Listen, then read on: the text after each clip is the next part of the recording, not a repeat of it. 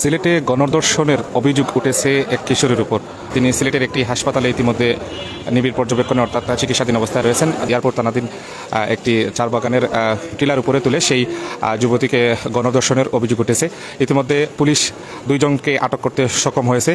আর আমরা যতটুকু জানতে পেরেছি, সেই ধর্ষিতা অভিযোগে যে যুবতী রয়েছেন সেই যুবতীর অবস্থা আশঙ্কাজনক, অর্থাৎ তেমন তার শারীরিক অবস্থা তেমন ভালো নয়, যেটি আমরা জানতে পেরেছি। ইতিমধ্যে এই ঘটনা তদন্তের জন্য পুলিশ ইনভেস্টিগেশন করছে যতটুকু আমরা জানতে পেরেছি।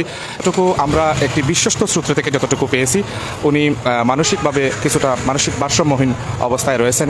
সিলেটে আজকে একজন যুবতীকে গণধর্ষণের অভিযোগ উঠেছে। ইতিমধ্যে সেই যুবতী যদি আপনাদেরকে আমরা বলি, সেই যুবতীর অবস্থা আশঙ্কাজনক অবস্থায় রয়েছে এবং পুলিশ ইতিমধ্যে দুইজনকে আটক করতে সক্ষম হয়েছে এবং পরবর্তী বিশেষ করে যারাই তদন্তের জন্য অর্থাৎ সঠিক তদন্তের জন্য তারা কিন্তু ইতিমধ্যে বিভিন্নভাবে ইনভেস্টিগেশন চালাচ্ছে যতটুকু আমরা জানতে পেরেছি।